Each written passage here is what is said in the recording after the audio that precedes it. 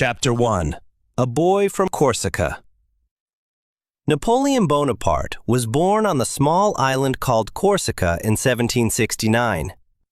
He was the second child in his family. His father, Carlo, was a lawyer and a leader in the local community. His mother, Letizia, was very strong and strict. She taught Napoleon to be brave and work hard. Napoleon grew up in a big family. He had many brothers and sisters. Life was not always easy. Corsica had many problems. People wanted freedom. Sometimes there were fights and arguments. Napoleon learned about courage and leadership from these early days. Even as a young boy, Napoleon liked learning. He loved reading books. He read about history, battles, and famous leaders. He wanted to be important. He wanted to make a difference in the world. When Napoleon was 9 years old, his parents sent him to a school in France.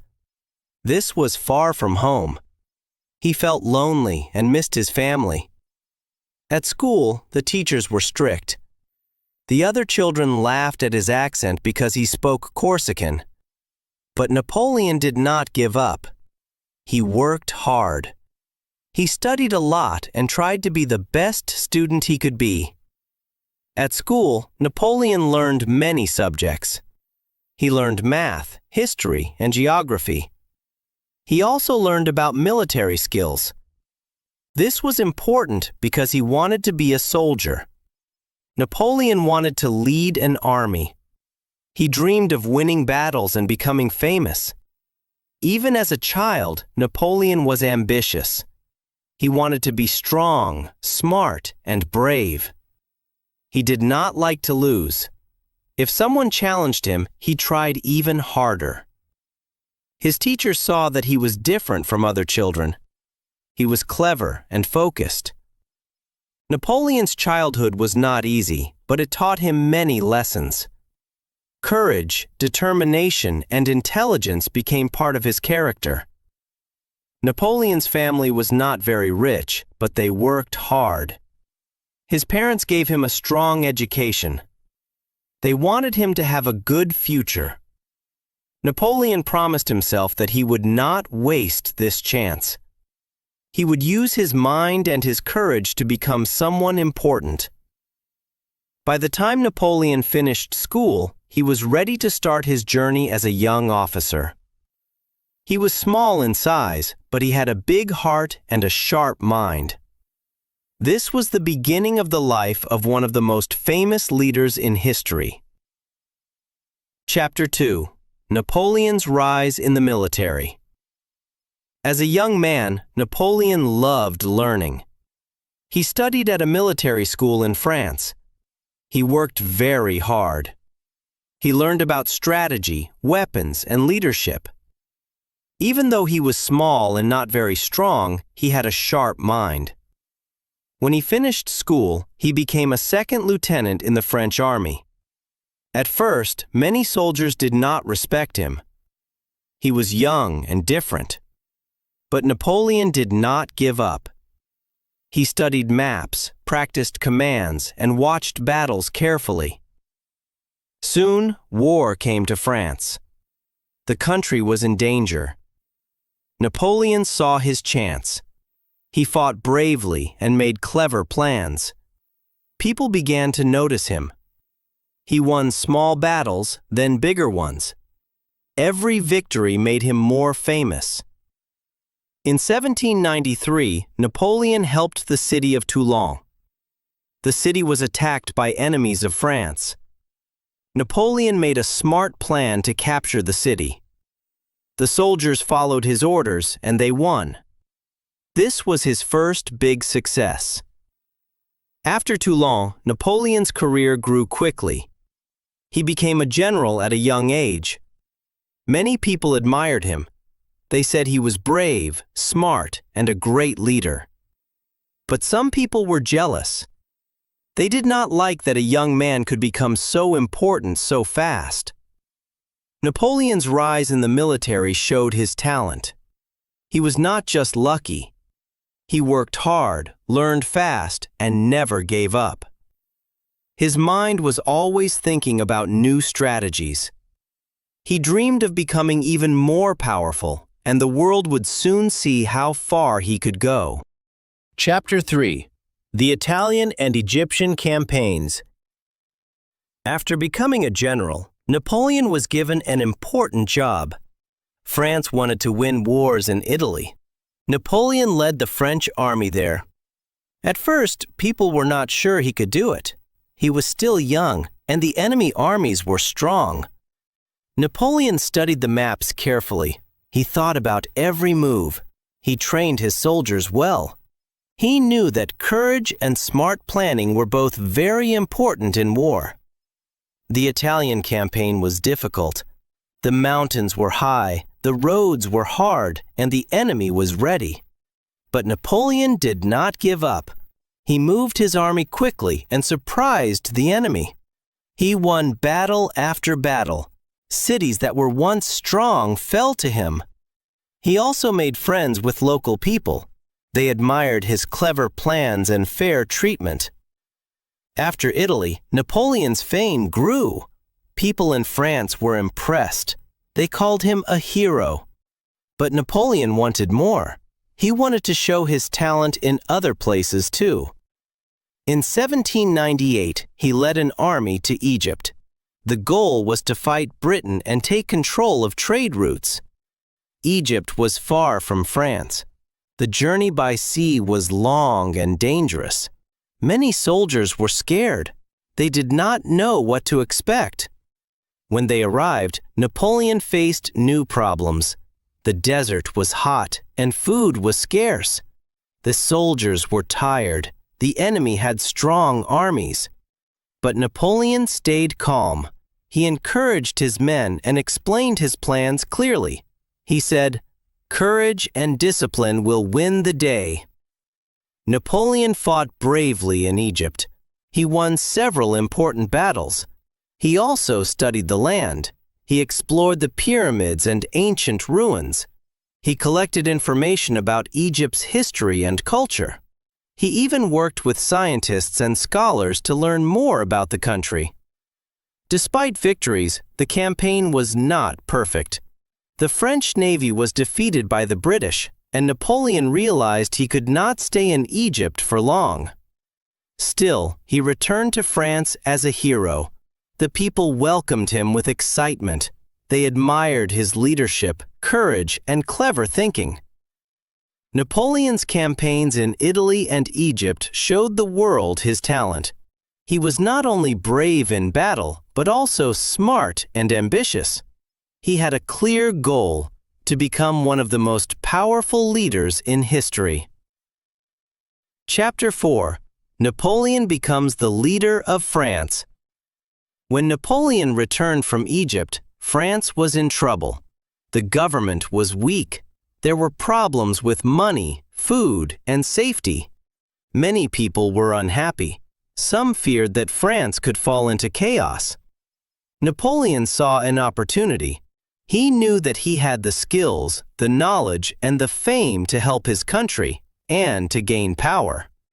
He began to speak with politicians and soldiers. He explained how he could bring order and stability to France. People listened. They trusted him. In 1799, Napoleon made a bold move. He joined a plan called the Coup of 18 Brumaire. This plan allowed him and his allies to take control of the government. The old leaders were removed, and Napoleon became one of the most powerful men in France. He was not yet a king, but he had great authority. Napoleon worked quickly. He created a new government called the Consulate. He was the first consul. This gave him control over the army, the economy, and the law. He also wanted to help ordinary people. He reformed the legal system, creating the Napoleonic Code. This code was fairer and simpler than before. It gave citizens clear rights and rules. Napoleon also focused on education. He built schools and encouraged learning. He believed that strong citizens could make France strong. He improved roads and cities. He made sure that trade and business could grow. Slowly, the country began to feel more stable. But Napoleon was not only thinking about France, he also thought about Europe. He knew that other countries like Austria, Britain, and Russia were watching France. They were nervous about Napoleon's growing power. They wanted to stop him. Napoleon was aware of this. He knew that diplomacy and war would both be important. At the same time, Napoleon's personality became very famous. People admired his confidence, intelligence, and energy. He could speak clearly and persuade others. Soldiers loved him because he cared about them and led from the front. He was not afraid to take risks. Napoleon's rise to power was not easy. There were enemies at home and abroad. Some people thought he was too ambitious. But Napoleon believed that France needed strong leadership. He believed in himself and his abilities. By the end of 1799, Napoleon had transformed from a young general into the leader of France. He had won the trust of the people, controlled the government, and started important reforms. The stage was set for him to become one of the most powerful figures in European history. Napoleon's journey had just begun. He was about to change France and the world in ways that no one could imagine. Chapter 5. Napoleon becomes emperor. By 1804, Napoleon had become very powerful in France. He had reformed the government, created the Napoleonic Code, and improved the economy. The people respected him. Many soldiers loved him. But Napoleon wanted more than just power in government. He wanted to be the leader of the French Empire. Napoleon decided to crown himself Emperor of France. This was unusual because, in the past, kings and queens were crowned by the Pope. But Napoleon wanted to show that he did not need anyone's permission. On December 2, 1804, in Paris, a grand ceremony took place at the Notre Dame Cathedral. Napoleon placed the crown on his own head. This act surprised everyone, even the Pope. Napoleon was now Emperor of France. As Emperor, Napoleon worked to strengthen France's position in Europe. He wanted to make France a strong, modern, and powerful country. He built new roads, bridges, and schools. He improved trade and the army. He wanted France to be respected and feared at the same time. But Napoleon also wanted to expand his empire.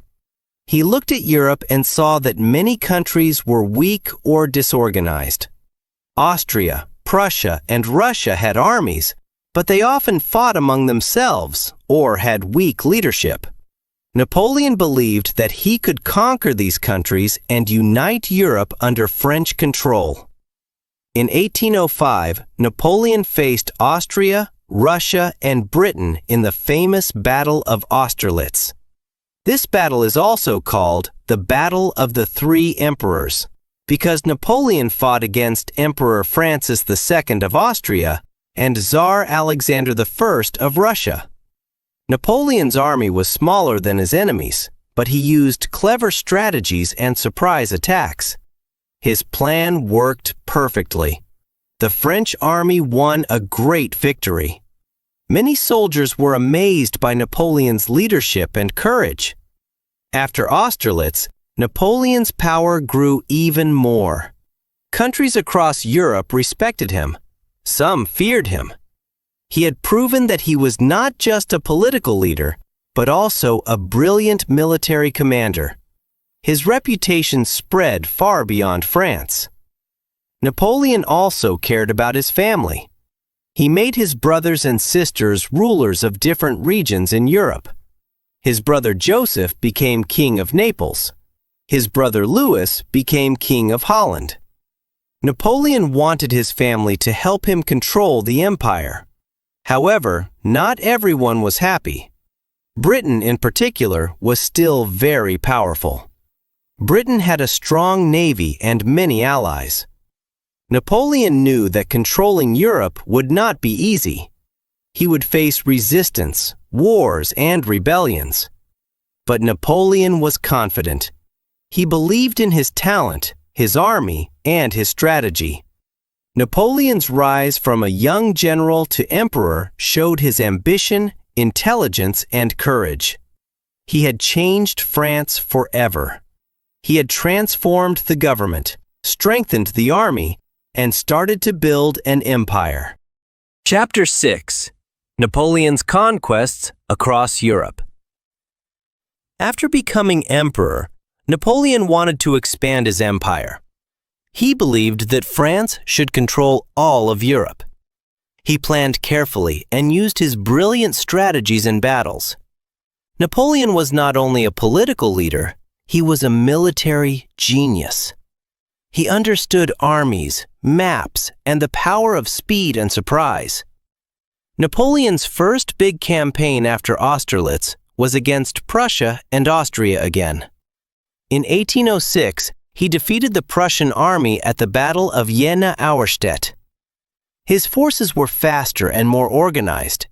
Napoleon's victories were so complete that Prussia lost much of its power. Napoleon then moved into other areas, including parts of Germany and Italy. He reorganized these regions and made them part of his empire or allies. One of Napoleon's most famous campaigns was against Spain and Portugal. In 1808, he sent his army to take control of the Iberian Peninsula. But the Spanish people resisted strongly. This conflict became known as the Peninsular War. Guerrilla fighters, or small groups of soldiers, attacked Napoleon's army. The war lasted for years and became very difficult for the French. Napoleon learned that controlling foreign lands was not always easy, even for a brilliant general. In 1809, Napoleon fought Austria again in the War of the Fifth Coalition. He won an important victory at the Battle of Wagram. Austria had to make peace and accept Napoleon's terms. By now, most of Europe was under Napoleon's influence. Some countries were part of his empire, others were allies, and many leaders had to follow his rules. Napoleon also faced Britain, which remained a strong enemy. Britain had a powerful navy and could protect its trade and colonies. Napoleon tried to weaken Britain economically with a plan called the Continental System. He wanted European countries to stop trading with Britain. This hurt Britain, but it also caused problems for some of Napoleon's allies. The system was not completely successful. Despite the challenges, Napoleon's fame grew across Europe. People admired his courage, intelligence, and leadership. His soldiers were loyal and inspired by his presence. Napoleon's army could move quickly, strike suddenly, and win battles even when outnumbered. Napoleon also made changes in the lands he controlled. He introduced new laws, modernized governments, and improved education. The Napoleonic Code, a set of laws, spread across Europe and influenced many countries. Napoleon wanted more than just power. He wanted to create a lasting legacy. However, his conquests also created enemies. Many countries resented French control. Russia, Spain, and Britain were determined to resist Napoleon. Even some of his allies grew unhappy with his demands and taxes. Napoleon knew that ruling an empire was difficult. He had to fight constantly to keep it. Napoleon's conquests across Europe showed both his genius and the limits of power. He could win battles and control lands, but resistance and challenges were always present. His ambition and vision changed the map of Europe and made him one of the most famous leaders in history. Chapter 7. The Invasion of Russia. By 1812, Napoleon controlled most of Europe, but he faced a big problem. Russia, one of his former allies, refused to follow his rules. Napoleon decided to invade Russia to force them to obey. This was a huge and risky decision. Napoleon gathered a massive army called the Grande Armée. It had over 600,000 soldiers from different countries. The soldiers were strong and brave, but they faced many difficulties ahead. Napoleon expected a quick victory, but the Russian campaign would become one of the hardest in his life. When Napoleon entered Russia, the Russian army did not fight him directly. Instead, they used a strategy called scorched earth. They burned villages, farms, and food supplies, leaving nothing for Napoleon's army to use. The French soldiers could not find enough food or shelter. The long marches were exhausting, and the cold Russian winter was coming. Napoleon finally reached Moscow in September 1812. The city was large and famous, but when he arrived, he found it empty and burning. The Russians had set fire to Moscow to prevent Napoleon from staying there. His army had no shelter, limited food, and growing fear. For weeks, Napoleon waited in Moscow, hoping the Russians would surrender. But they never did. Supplies ran out, and sickness spread among the soldiers. The winter was extremely cold, and the French army was not prepared for such conditions. Napoleon realized he had to retreat. The retreat from Russia was terrible. Soldiers froze, starved, or were attacked by Russian forces. Horses and supplies were lost.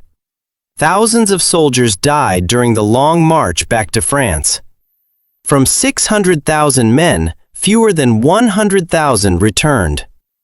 The Russian campaign destroyed Napoleon's army and weakened his empire. This defeat changed everything. Countries that had been afraid of Napoleon now saw his weakness. Many nations began to fight back. Spain, Britain, Austria, and Prussia formed coalitions against France. Napoleon had been nearly unstoppable, but the invasion of Russia showed that even the greatest leaders could make mistakes. Despite the loss, Napoleon tried to rebuild his army. He wanted to continue fighting and protect his empire. He remained brave and determined. But the defeat in Russia marked the beginning of the end for Napoleon's domination of Europe. Napoleon's invasion of Russia became a famous lesson in history. It showed the dangers of overconfidence, poor planning, and underestimating the power of nature. His dream of a European empire was still alive, but the empire would face serious challenges in the years to come. Chapter 8. The Fall and First Exile. After the disaster in Russia, Napoleon's enemies in Europe grew stronger. Countries that had once been afraid of him joined forces. Austria, Prussia, Russia, and Britain formed a powerful coalition. They wanted to defeat Napoleon and end his rule over Europe. Napoleon tried to rebuild his army. He gathered new soldiers and trained them quickly. But these new troops were inexperienced. They lacked the skills and experience of his old soldiers, many of whom had died in Russia. Napoleon was still confident. He believed he could win, even with a weaker army. In 1813, a major battle took place near Leipzig, called the Battle of Nations. Napoleon fought bravely, but his enemies were too strong. Thousands of soldiers died on both sides. The French army was defeated, and Napoleon had to retreat to France. This loss was serious. It showed that his empire was no longer safe. By 1814, enemy forces were closing in on Paris, the capital of France. Napoleon knew he could not win this war. The city was captured, and Napoleon faced a difficult choice. He decided to give up power to save his life. On April 6, 1814, Napoleon abdicated the throne. He surrendered to the Allies and was sent into exile on a small island called Elba near Italy. Life on Elba was very different for Napoleon. He went from being the ruler of Europe to living on a small island with a few thousand people. At first, he felt lonely and frustrated. He had little power, and he missed his army and his empire. But Napoleon was not ready to give up his dreams. He still planned to return to France and regain his throne. During his exile, Napoleon worked to improve life on Elba. He introduced new laws, improved roads, and organized the island's government. Even in exile, he showed leadership and intelligence. People admired him for his determination and clever ideas. Meanwhile, in France, the Bourbon monarchy returned.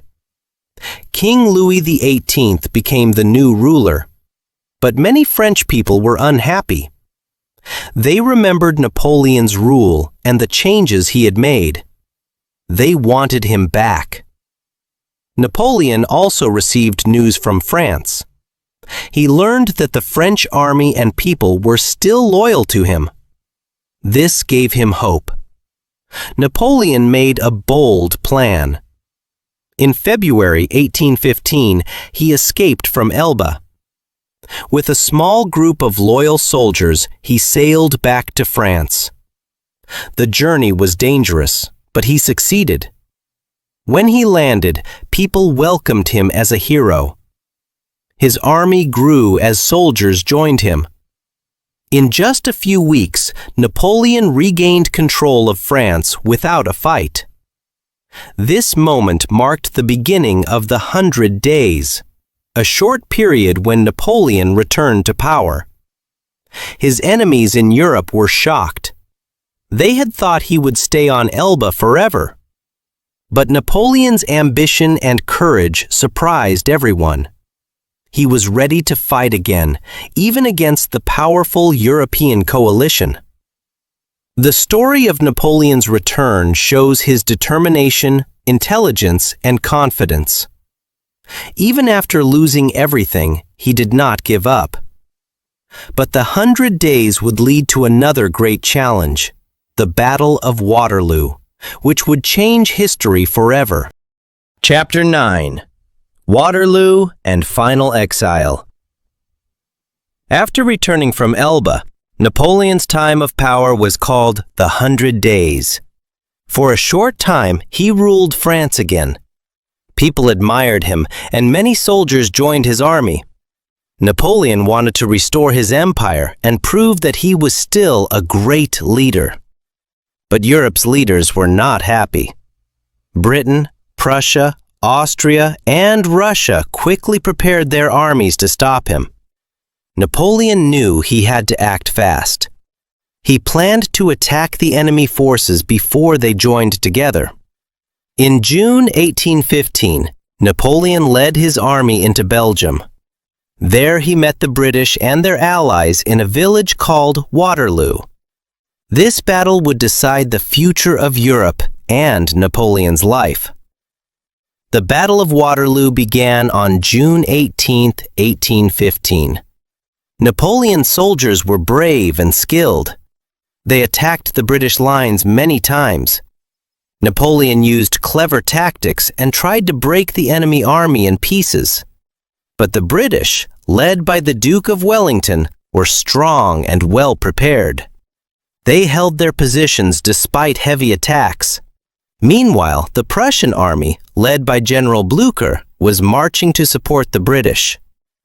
Napoleon tried to defeat Wellington before the Prussians arrived, but time was against him. The battlefield became chaotic, with cannon fire, smoke, and shouting everywhere. Soldiers fought bravely on both sides. Thousands were injured or killed. By late afternoon, the Prussian army arrived. Their presence surprised Napoleon and his troops. Now the French army had to fight two strong armies at the same time. Napoleon's forces began to weaken. Soldiers were tired, hungry, and outnumbered. Despite Napoleon's leadership and courage, the French army could not win. Finally, Napoleon had to retreat. The Battle of Waterloo ended in defeat for him. His dream of ruling Europe was finished. Napoleon had lost everything: his army, his empire, and his chance to be the ruler of Europe again. He returned to Paris and realized that France could no longer protect him. Napoleon made a difficult decision. He surrendered to the British. He hoped for fair treatment and protection, but he could not return to power. The British sent him far away to a remote island in the South Atlantic called St. Helena. This island was very small, isolated, and surrounded by dangerous waters. Napoleon could not escape from there. Life on St. Helena was very hard. Napoleon had very little freedom. He lived in a house called Longwood with a few loyal servants. The climate was harsh and the winds were strong. He could look at the ocean every day but could never leave the island. He spent his time reading, writing his memories, and thinking about his life and battles. Napoleon reflected on his victories and mistakes.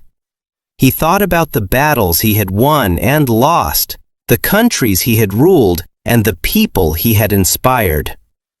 He wrote letters and shared his ideas about leadership, politics, and military strategy.